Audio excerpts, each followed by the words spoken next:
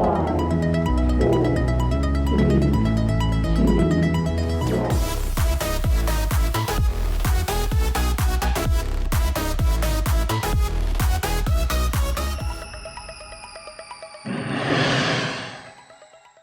everybody. Welcome back to another edition of the Fitter and Faster Coaches Corner. As always, I'm your host, Mike Murray. Thrilled to be here with the head coach of the Piedmont Family YMCA down in Charlottesville, Virginia. Also has a role working with the pro athletes down there. Welcome, Gary Taylor. It was great to see you at Ohio State, and great to see you here today. How's everything? Very, very good, Mike. I appreciate it. Thank you for having me on, and happy to be able to converse today, and just wishing everybody, I hope everybody had a great holidays and a good start to their 2024. So thanks for having me. Well, Coach, absolutely. And, you had a great start to the holiday season out at Juniors East, some really impressive performances by your men specifically, but the women had some great races too. We all know about Thomas Heilman and what you guys have been able to accomplish as a team, but those relays were pretty impressive. Talk to me about the decisions behind, all right, we're going to have Thomas lead off the 800 free relay. Maybe we leave him out of the individual event to focus on some other things. But you have three other guys inside those relays that are doing a heck of a good job. Talk about that team culture that you have going at Cavalier right now and what it's like to be part of that. Well, thank you very much. I think, first and foremost, it starts with kind of a dream and a goal. And those guys, these are some things we had talked about, and certainly on the men's side for quite a while now. Because of the way the season sets up, and obviously with Thomas, being at World Champs this summer, and Y Nationals, we had a different schedule last year. We knew we had some pretty competitive relays, but it never quite aligned to have the 4 or 5 guys at the meet that we needed all at the same time. So, I mean, these were discussions that, quite frankly, the guys brought up and really been discussing for quite a while. One in particular, our breaststroker, Max Moore, had been talking about these types of goals and outcomes middle to late 2022, right? So then it was just a matter of putting them at the same meet, putting them in a position to perform well and have some tremendous outcomes, and they certainly did. So, ultimately with that group, I think people like to highlight Thomas, but there's a really strong group of guys here in the pool, and there have been for a couple of years now. And I was pretty. I did get some compliments at the meet, or some kind of statements. Hey, it's not just Thomas, and it's not. It takes a village to help support him, but there's a lot of other young men and women in the program that do a great job. And we in all honesty, they set a goal to win all 5 relays, so we were just a bit short there. 12 100s makes made a difference, and credit to the other teams and programs that won the 2 medley and 2 free. It was a lot of fun to watch, and I thought we performed really well. There's no doubt about it. And I think, what's most exciting is when you look at your program and you're going to get some of these blue blood club teams who are traditionally in the top 3 or the top 5. And, you're really in the early stages of developing this program down in Charlottesville. Always been great swimming down there, right? But this at the club level is we're really seeing a difference. And when you have 3 guys 18 and under who can split under 44, that's going to put you in a good position. When you have 3 guys on the same team who are 137 or faster, forget about 132, that's pretty remarkable. Talk about the proliferation in the last few months of a guy like Dave King, who might be just on the peak of his trajectory upwards. Yeah, I mean, certainly, I think a lot of credit to David. I mean, he's someone early on that I noticed and felt like could be a real player at not only the YMCA level, but the junior national level. And funny enough, I tried to tell some college coaches that a while back, and Todd obviously has the opportunity to see him a little bit more. But I mean, what's not to like about David? I mean, he's he's got the attributes. 6'3", 6'4", long arms, long legs. He flows through the water well. But more importantly, as you'll see from the other guys, or as I see from the other guys, they're really pretty selfless for one another. They've got good attitudes. I mean, I'd love to tell you we're doing some outside the box stuff here, but I've talked about this for years. Like it's their willingness to be coachable, to want to grow themselves, live in the uncomfortable. I do think we've got some young men and women here that have tremendous work ethic, and then even discussing the relays a few minutes ago. I mean, those were a lot of their goals, and so to see them strive to be their best, and then do it in a team setting is incredibly important. And so David has really been coming for a couple of years now. He had a solid sophomore year, dropped a lot of time, and then really took off last season. Had some tremendous swims during short course and some more great swims long course, and that's just kind of continued here this fall. He's taken it to a new level from a training standpoint, and then he's willing to be the consummate teammate. Good attitude, works hard daily, and really has grown a lot from a maturation standpoint. So he's a very different swimmer and person than he was 2 years ago, not just physically, but between the ears. And he started to see some bigger things for himself, for himself and his swimming. And he's just really taken off. So it's been a lot of fun to see that. It's been fun to watch. And, one thing that I picked up on when we first started the conversation was you mentioned, Max Moore was really a kind of a leader behind this. And, if you look at your program, I mean, Max Moore is the fastest guy on a lot of club teams. And here he is, and he's finding ways to get it done for his relays. He's down there with three guys who are, really at the next level. But here he is, he's being a leader on your team. Talk about how important that is for building culture within a club. Certainly, I think at some point it all starts with an idea, right? And so, if you don't believe, you're not going to achieve, right? And so you've got some athletes, and Max is one of those that discussed like medley relay, NAG records, like a ways back. I don't know how that entered his mind or when that started necessarily, but that's in his mind.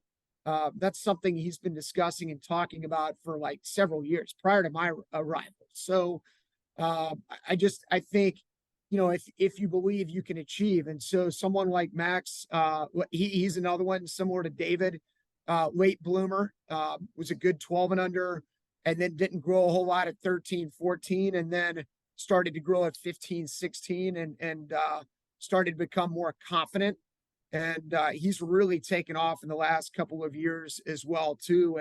And you're right. Like I think sometimes, we've got some high achievers, not only in our program but in our community. So he's kind of like, 54 and 2 double it's pretty good, but I'd like to be here. And I'm like, well, Max, it's a process, right? So look, it all starts with a dream, and then it's embracing the process. And I really do believe that these the men and women that we have in our program over time have certainly embraced me, and they work hard in dryland, in the pool, and a number of them are really mature and selfless and wanting to get up and perform for others.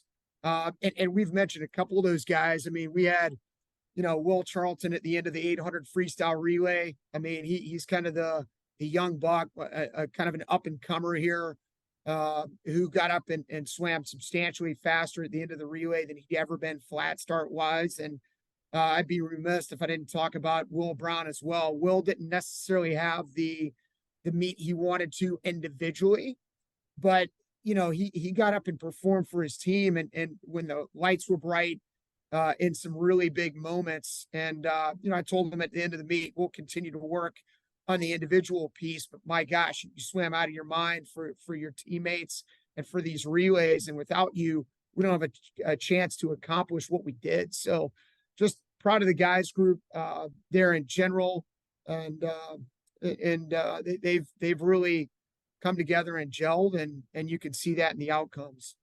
No doubt. And for a guy like Will Brown, he's solid all four strokes. I mean, if you and I had had this conversation, because I had a boy in the IM too, if you had told me that 148 wasn't going to be top 24, I would have said you're nuts.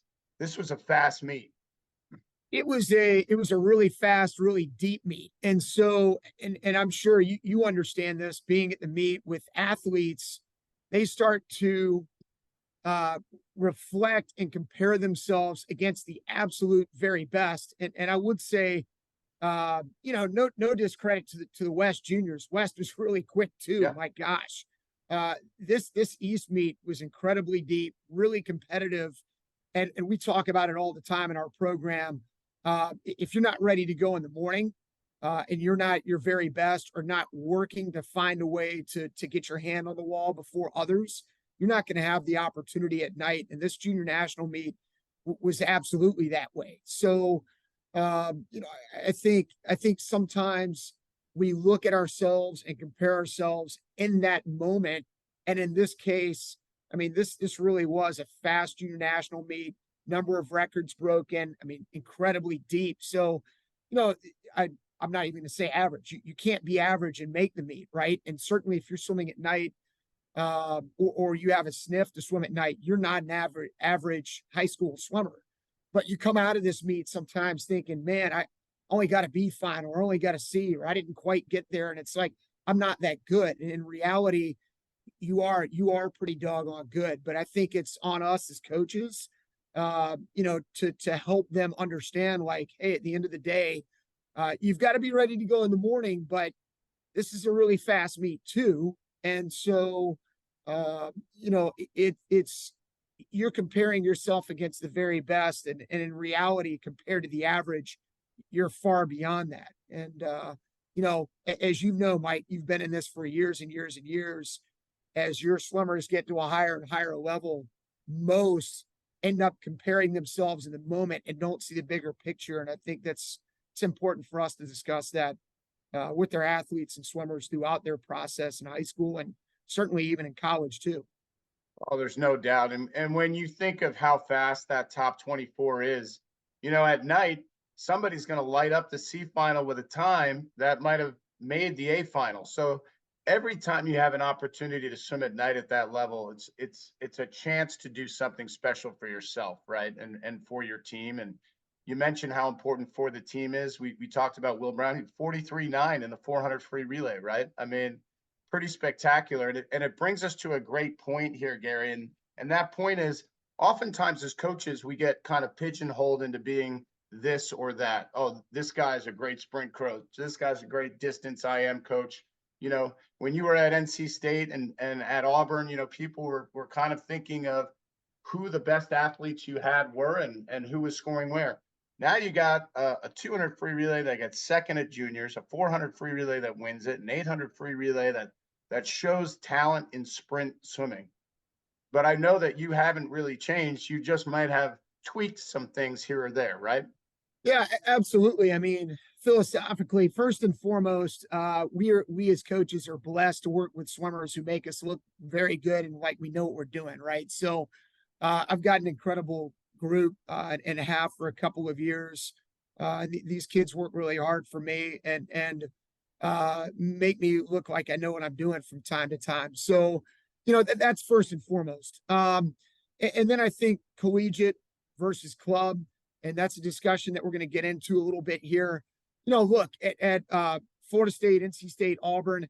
I primarily coached upper middle distance and endurance based swimmers, right? So, when you're trying to develop the best, I don't know, 4IM 500 free mile performer, certainly sprint and speed play a role in that. But it's not the end all be all, right? Like, we've got to do some of that work, but you've also got to be really good at repeats and maintaining performance and distances or over the course of a distance.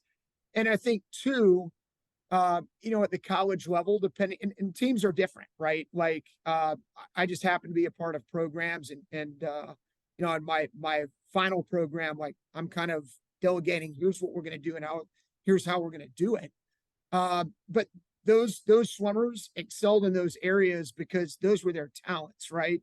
So, now at the club level, philosophically, from a training standpoint, I'm still very much in the 5-stroke training, working regularly to uh, you know, to I kind of talk about it as areas of instead of weakness, it's opportunity for growth.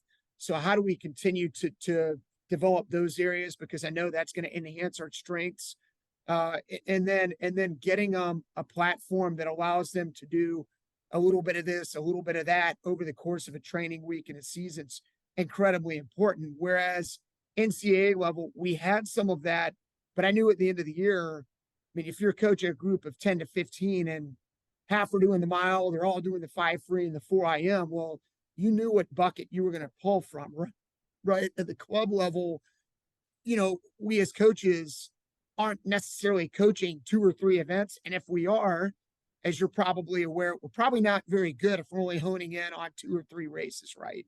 So for me, it's like, how do we give them enough sprint, enough middle distance? I probably spend a lot of my time in that middle distance realm. How do we give them a little bit of endurance? And then every now and again, I'll break out, okay, these guys are milers. Let's give them some mile work. Okay, we've got some sprinters here. How do I keep them captivated and excited to come to practice? So there's a little bit of that, but I live in the middle. Whereas at collegiate coaching, I lived at the more distance into that spectrum. So, I mean, it's funny what people think and how they think of you as a coach, and it doesn't take much of that to turn things around. I know, ironically, coaching Thomas a couple of years ago, when I first started in the program, I think the first event he won at juniors was the 50 free.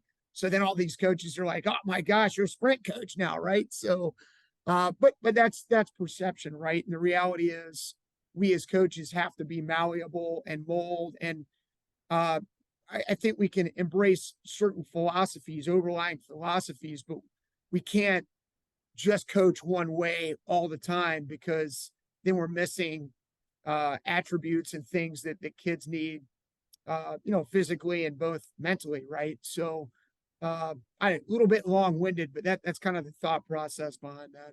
Oh, that's great. And I think it sheds light on the way that you think of yourself as a coach too, understanding your strengths and weaknesses and where you can always improve.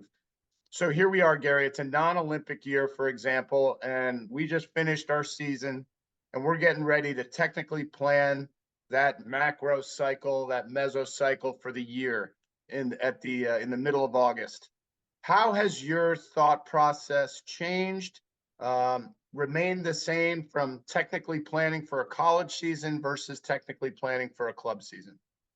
Yeah, I don't, the fact of the matter, like, I don't know that it's changed all that dramatically, right? So when you look at the 2 seasons, in many ways, shapes, and forms, the club season and the collegiate season from a short course standpoint very much overlap. You train all fall. We're maybe at the club level able to do some things at a little bit earlier than they can collegiately, but I think for me, like, I haven't seen them being all that different. Fall, we train, we get the base, the background. I do a lot of things similarly in terms of the overall type of workload we're doing, or the type of work we're doing during the fall. You have your mid-season performance. I think the biggest change, and this is something that we're going to work through now this month. I think the one thing about being a collegiate swimmer, you get that holiday training camp, that break.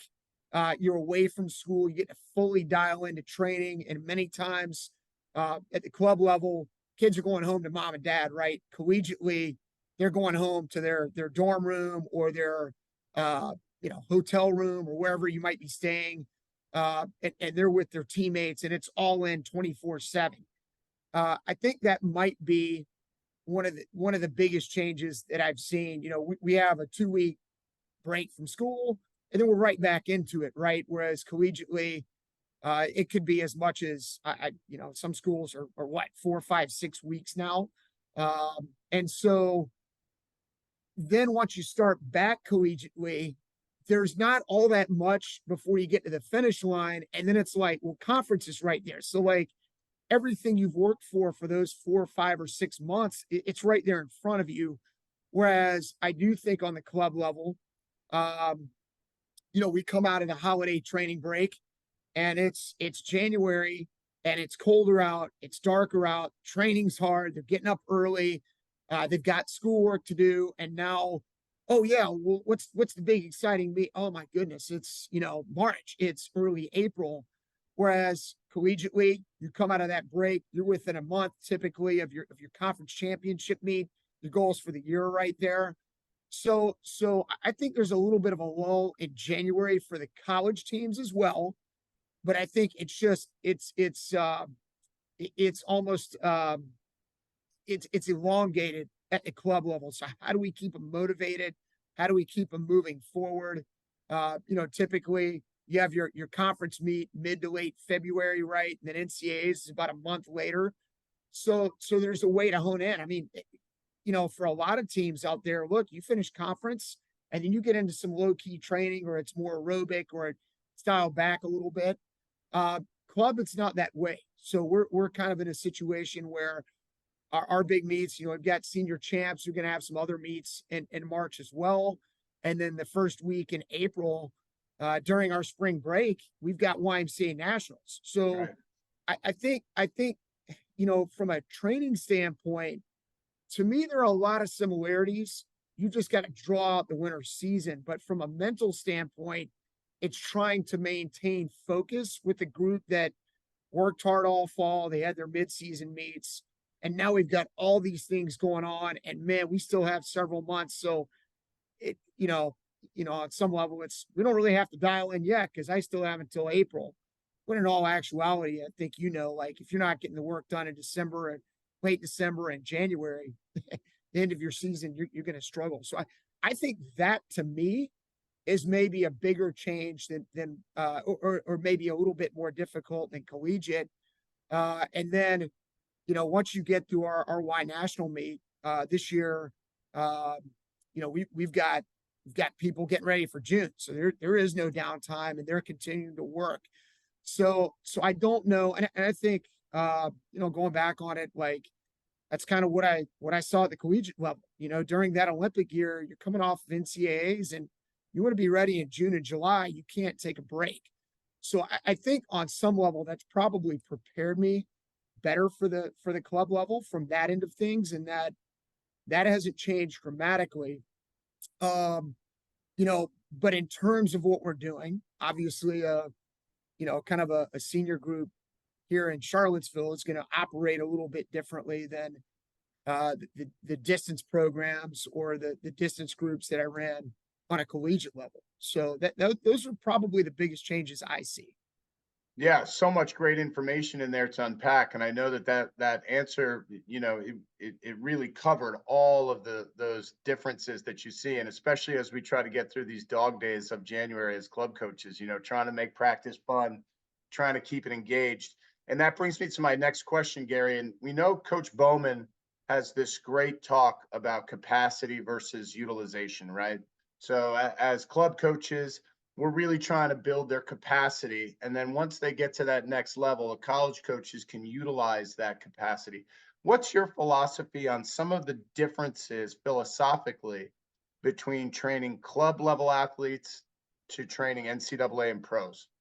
I funny enough, I do think, and you work with what you're given, right?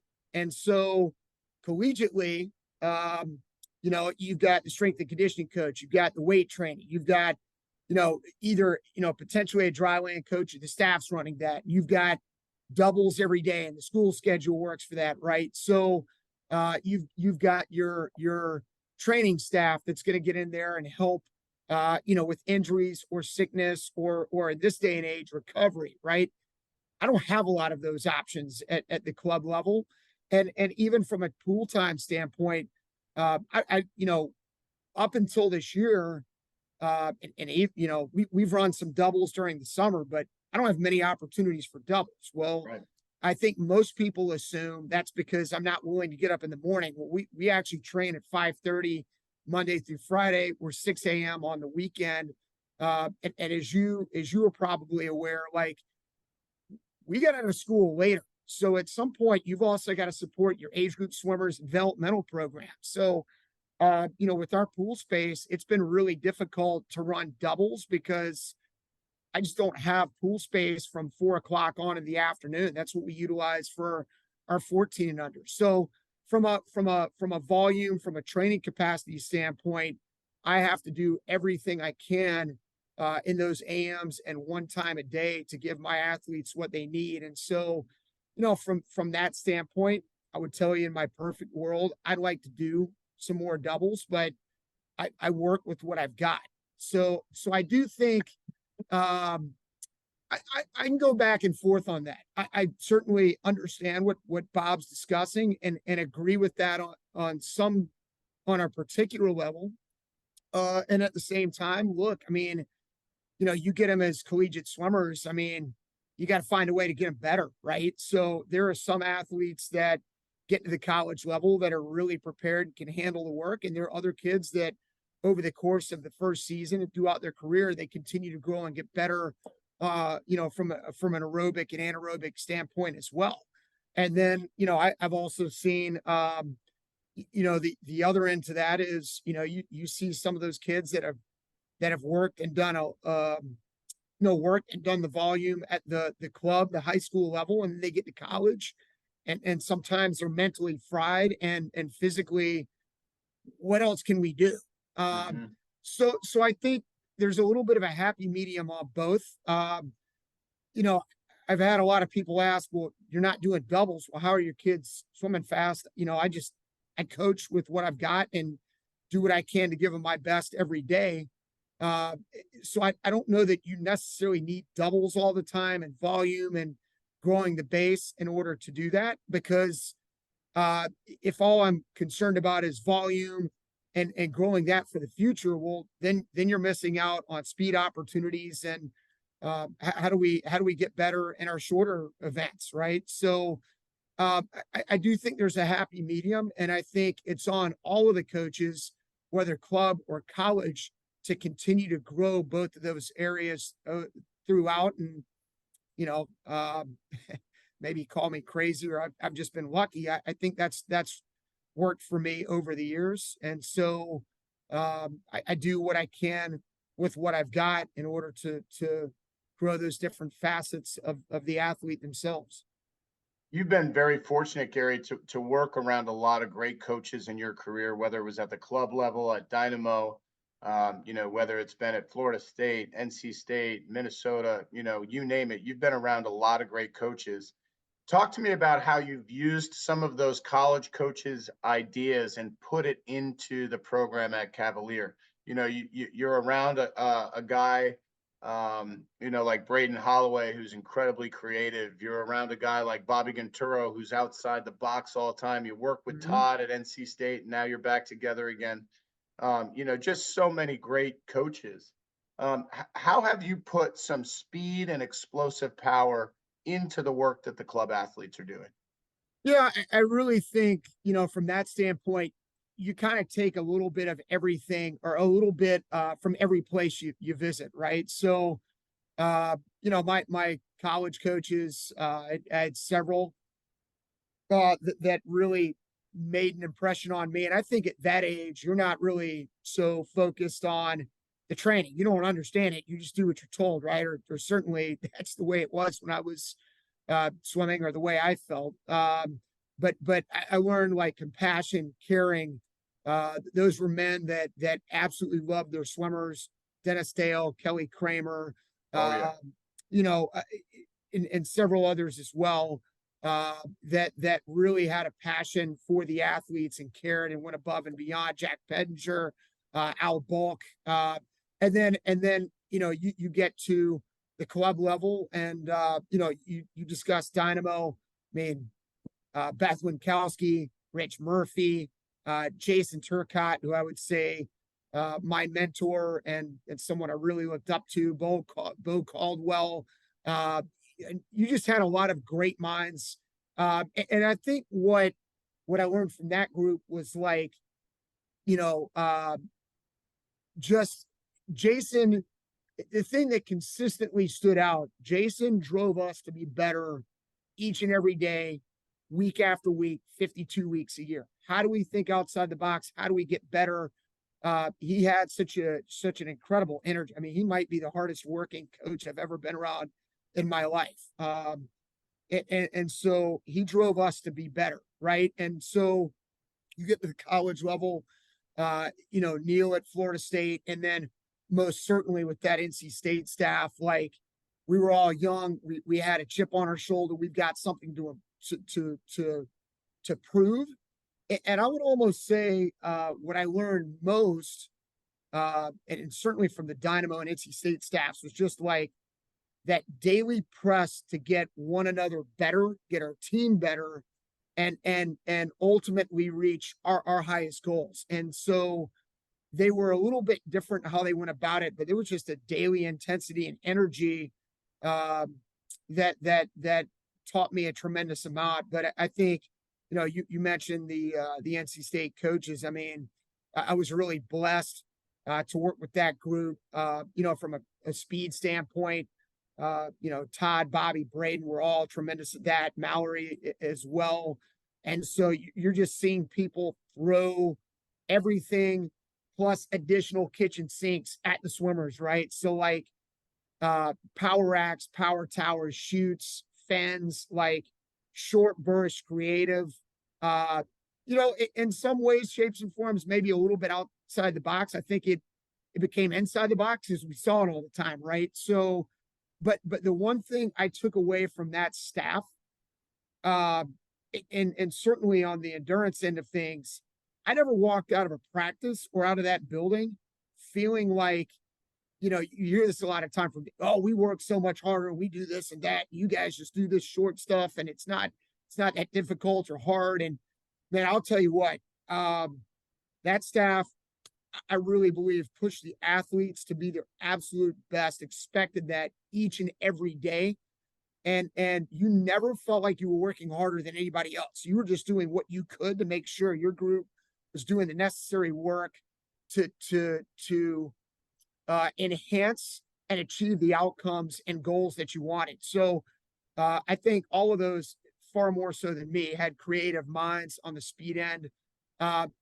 Look, I don't know if there was anything that I necessarily took away from it that was like, sure, there were outside the box things that have picked stuff up, but it was just being willing to like push the swimmers to be their best every day and live in that intensity. That's what we all were. Whether it be endurance, middle distance, sprint, the men, the women, different strokes, different event lists, like everybody pushed to get the most out of their athletes. And I want to say that one of the things that always stuck out to me, I always felt like we warmed up in dual meets and, end of season meets. I always felt like we were working as hard in our warm-ups as we did on a daily basis. And like, I remember getting or feeling the vibe of like other people looking at us and being like, what in the world are they doing? They're going to kill their athletes. And they just did. That's just what we were every day. So that was the expectation. And then we got up and performed. So certainly there were little things here and there, but I would say the biggest thing, energy, emotion, daily intensity, high expectations, doing what your group needed to do to help the entirety of the program succeed. And if you didn't feel like you accomplished that during a day or a week, you almost felt like, not from the other coaches, but from your own self, like, I'm letting my team down. We need to be better.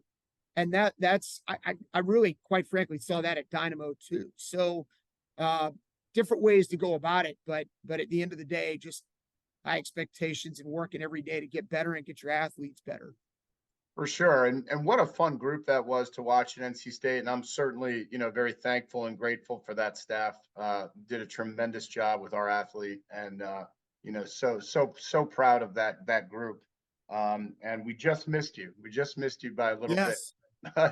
But you know, I think one thing that that staff had in common was that it all looked like everybody was really enjoying being together, whether it was Todd being super excited with his group, or Braden or Mallory or you or whoever, you know, Kevin and all the other people that played a role. Everybody looked super excited.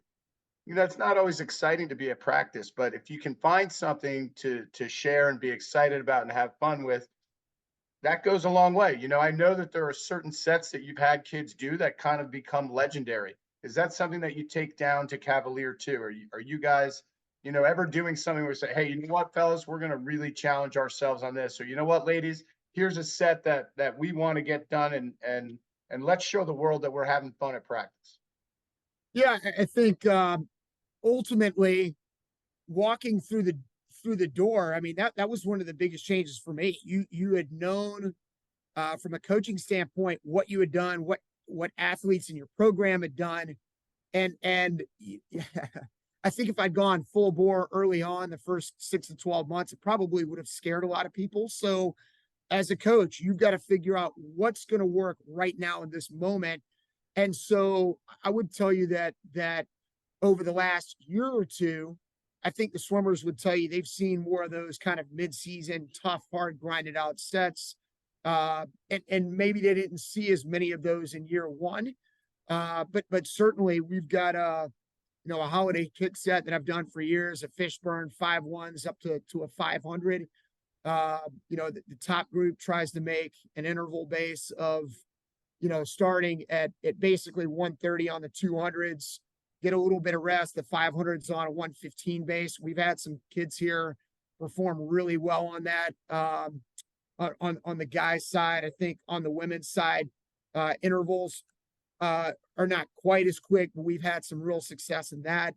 I think sometimes, and I think this day and age, getting them to like just grind and do volume all the time has been a tougher, maybe a little bit tougher ordeal. And so, again, working that immediately probably wasn't going to go well for me. And now you're starting to develop some sets or do some things that you've taken from the collegiate level and can apply this and make tweaks here and there to make it their own, and allow them to be successful. Because you can do all the grinding sets you want, but if the kids don't understand it, don't know why they're doing it, and they're not successful, it makes it really difficult. I think one of the other sets that I've taken, around Thanksgiving, we'll do kind of a set that we did at NC State, 100s of free at 130 and freestyle kick at 2 minutes. And you're basically at a threshold plus effort level throughout. And so that's a set I've taken. There are other little sets here and there, but those are some things that I want to develop as we move through. We do a holiday countdown right before Christmas, right before they go home. And at the collegiate level, you're working with distance swimmers, right? And so they kind of embrace that. I don't know that they always liked it, but they embraced it, right? And so at the club level, it's getting them to understand that they can do really hard things and be successful doing it. And that's most important to me. So if you're going to do those types of things that are really tough, really grueling, grinding, I think you have to pick and choose. And then you want to make sure you're putting them in a situation to have some, maybe not everybody has to make it or be absolutely successful, but you've got to show them, hey, there are others that are able to do this. So if they can do it, you can do it, because they started not believing in themselves or believing that they could make this happen. And I think that's how those things grow. And then year after year, hey, is that set coming up? Man, I want to do it this year. And so we've started to implement some of those things, and I'd like to continue doing more of that moving forward. Yeah, that's great stuff. And that's what keeps the kids engaged and excited. And maybe next year they take a look at what they did the year before and apply themselves to try to go get those goals. What Absolutely. what's something, Gary, that you think makes a difference with training athletes underwater? I mean, you and I were at Juniors East. Almost everybody in the 200 fly, everybody in the 200 back, everybody in the 200 free is getting 15 meters on that last wall inside the top 8. I mean, and if you're not, you might be at a disadvantage, right? Not everybody's going to have the underwaters that Thomas has, But talk a little bit about what you guys do as far as your work underwater, because I get a lot of coaches and a lot of parents asking me, "Hey, how can we get our kids to be better underwater?" And a lot of time my answer is they got to focus on it in practice. There's no magic sets. Yeah, there's not, and I would say, but to reiterate what you just said, you've got to do it in practice, right? That's a pretty redundant statement, but that's the fact of the matter. If you don't do it in practice, you're not going to do it in a meet. And so I've always found if you have, a swimmer or two that's really good underwater that everybody else can look at and kind of chase. And in this case, I do. And I've had that in the past as well. I think that brings it maybe not up to that athlete's level, but it forces the others to kind of push or say, okay, well, that's what it looks like. I'm going to go do it. I would say some things that I've implemented. I thought we really took off about a year ago underwater or started to really progress.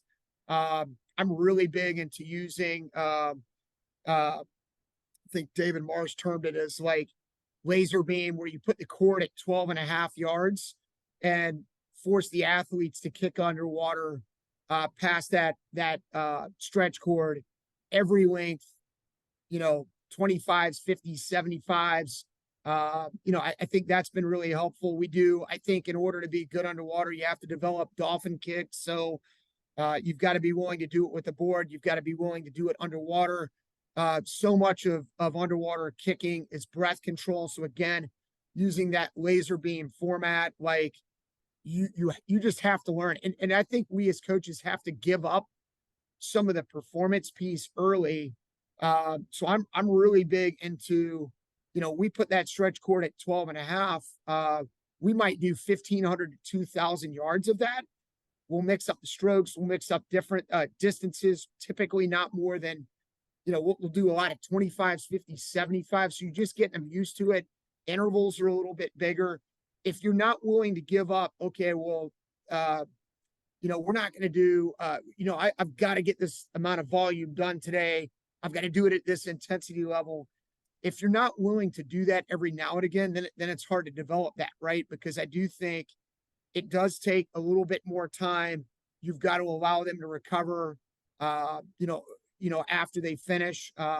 We ordered some swim bridges lately too. So we're going to start using those as well. But again, to reiterate your first statement, you've got to do it. So if you're not pressing the athletes to do it and you're not working on it as a coach, guess what? They're not going to do that. Even more basic than that, if you ask any swimmer in our really 13 and over program and said, well, what's Cavalier kick count?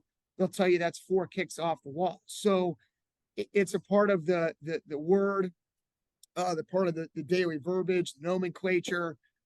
We implement that in sets, something we discuss constantly.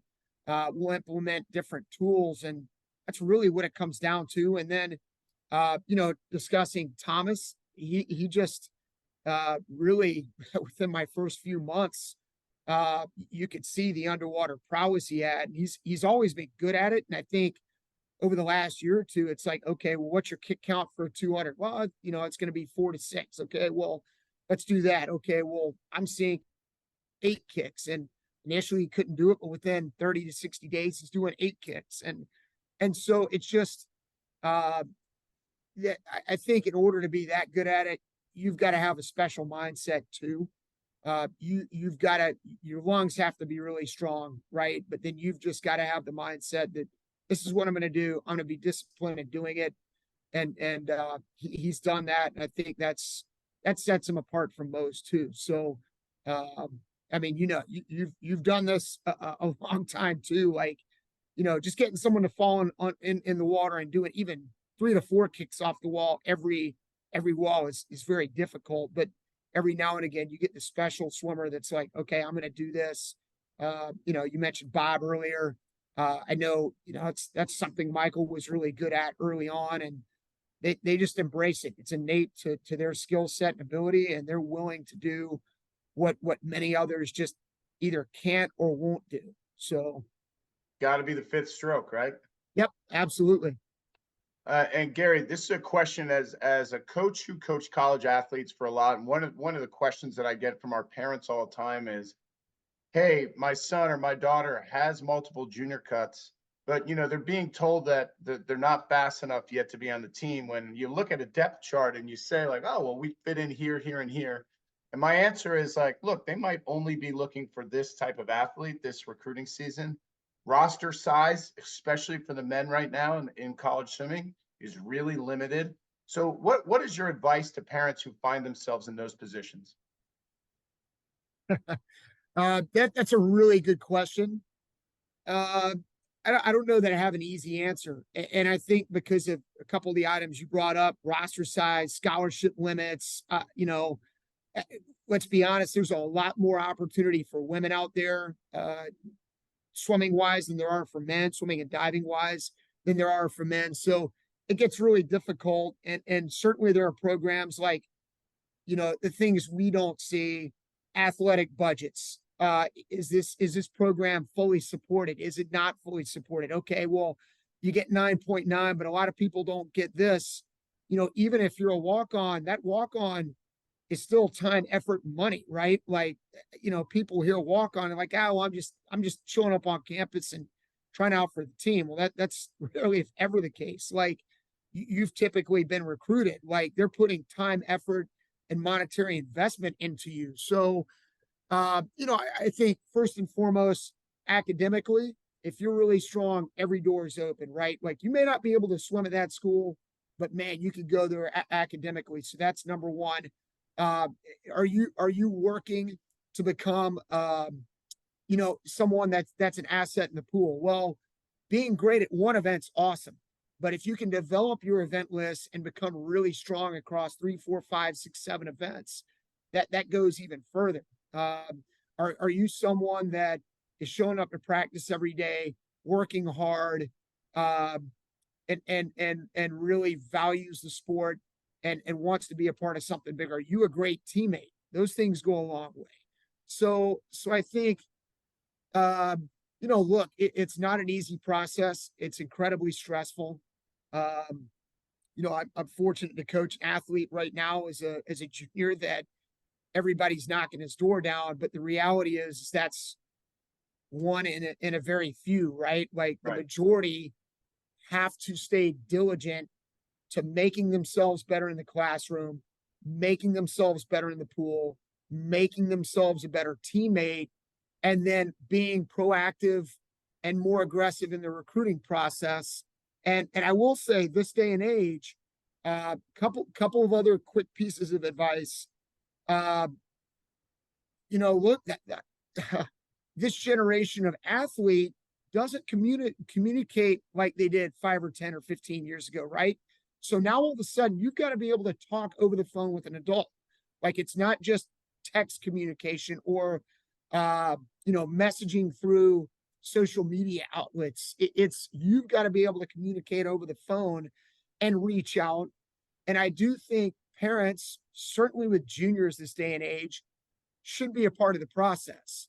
But I would say, like, the athlete being able to communicate and connect with that coach is incredibly important. If mom and dad are doing that, well, then what's it going to be like at the next level? Does this tell me that mom and dad are going to continue to control the process?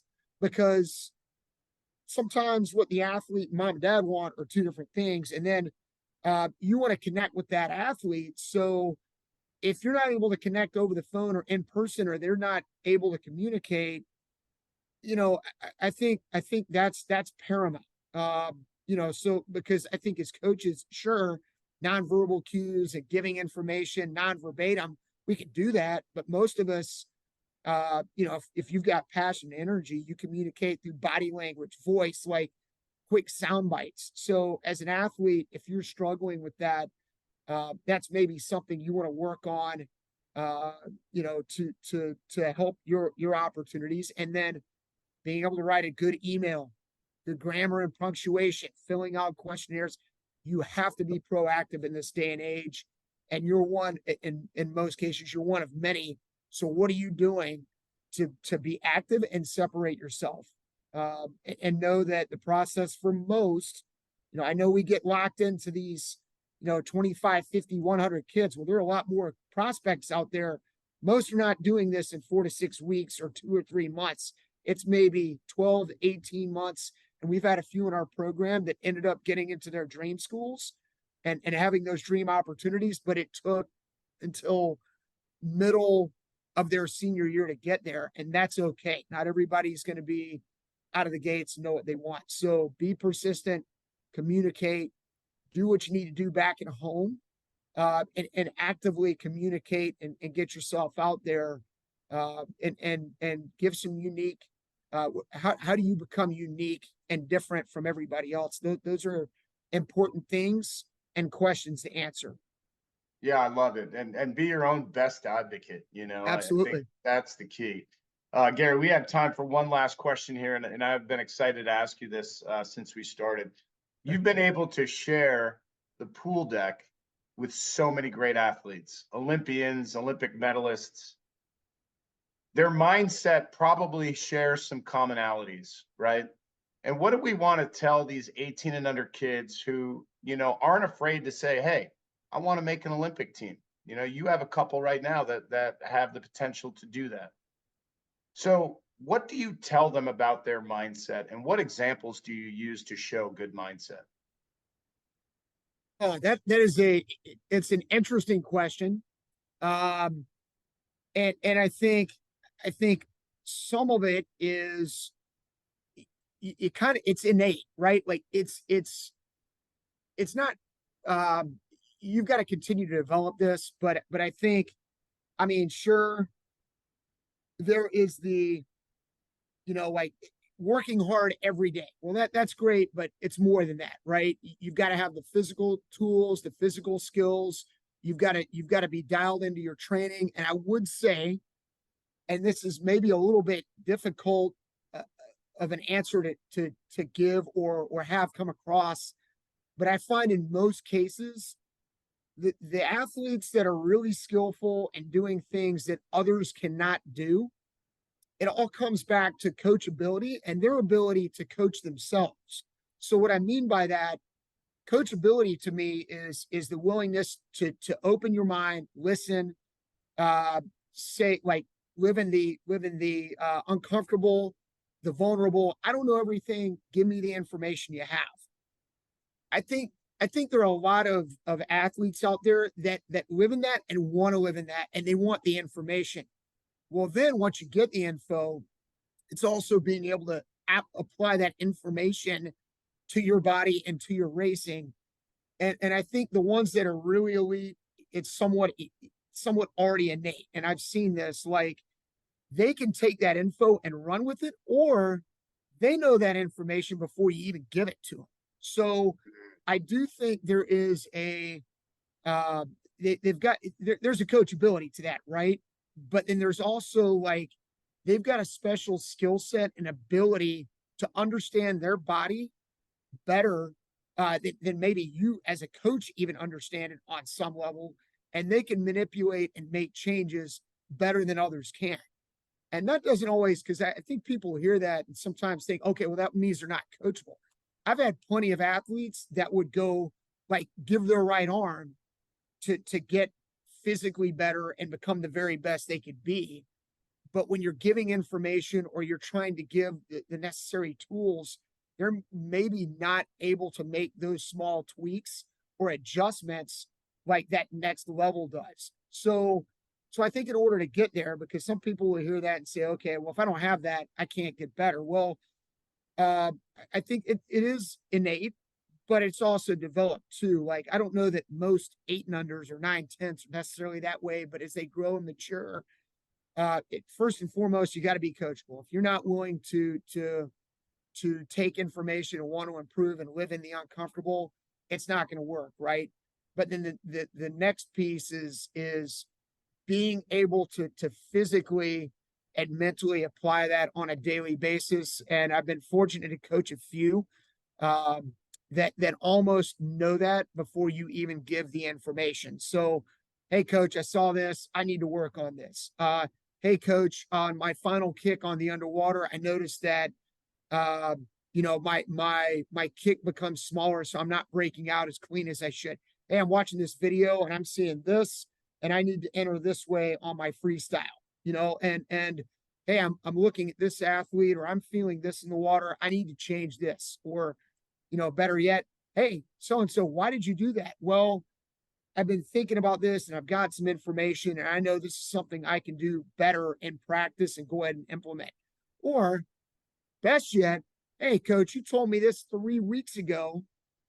And you didn't give me the reminder, but you told me that. I'm already working on it now. And I'll tell you, those are few and far between. And I would say at the highest of highs, they just know and understand their body and can make mental tweaks better than the rest. And I think winning is a talent as well. Like you learn to do that, but there's also a skill in that too. Like there are certain people that just know how to get their hand on the wall first, and it goes a long way. So sorry, you'll anybody watching this will realize I can talk and ramble and go on and on and on.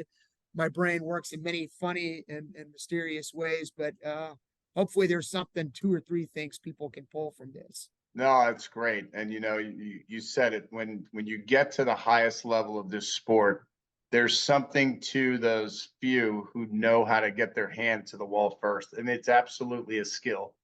And it's absolutely innate, I think, but also, the result of a lot of learned behavior. So Absolutely. appreciate it. Gary, Absolutely. yeah, go ahead.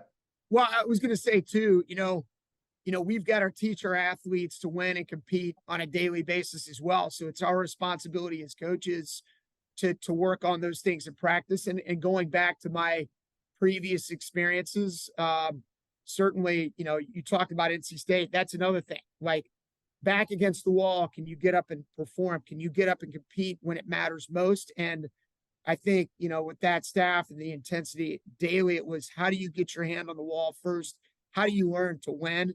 And how do you learn to win when it gets hard? And those are things that, again, we talked about innate, but those things you continue to develop as coaches. I do believe as we coach swimmers, those skill sets are in there, but what are we doing to draw that out and help them get better and grow in those areas of strength throughout their careers, whether it be at the club or collegiate or pro level. So, sorry, just thought I'd throw one more thing in there. That's awesome, man. And I think it's our responsibility to have fun and enjoy it. Like if you're going to get any athlete to the highest level in the sport, it has to be a journey of fun, and that doesn't mean everything's easy, right? That means you find ways to have fun when things are hard. And what great symmetry to bring later in your life, so absolutely. Gary, so appreciate having you on the program. How can people get in touch with you if they're interested and want to ask questions? I mean, email gtaylor at Piedmont YMCA.org. I mean, look, if someone's dying to get in touch with me, there are a number of people that already have my cell phone number, but if anybody was dying to, 919-819-6839, I'll do the best I can to talk you through stuff or give information, but I've learned just like everybody else too, right? So I've taken bits and pieces and been incredibly fortunate to work with a lot of awesome coaches, see a lot of awesome coaches, get bits of information. And ultimately we're all blessed to work with outstanding student athletes who just believe in what we're doing. And from my standpoint, my journey hasn't been any different. So certainly not cornered any markets, and I've got to continue to grow and learn myself. I think that's how we do that: communicate openly and discuss. So thanks for giving me this opportunity, Mike, and appreciate your time. Thanks for thinking of me and our program. Well, it was easy. It was fun to watch you guys, and excited to continue to cheer for you and watch you guys have great success, and looking forward to seeing you this summer. Thank you, Mike. Appreciate it. Take care. Best wishes. Happy 2024 to everybody. Absolutely.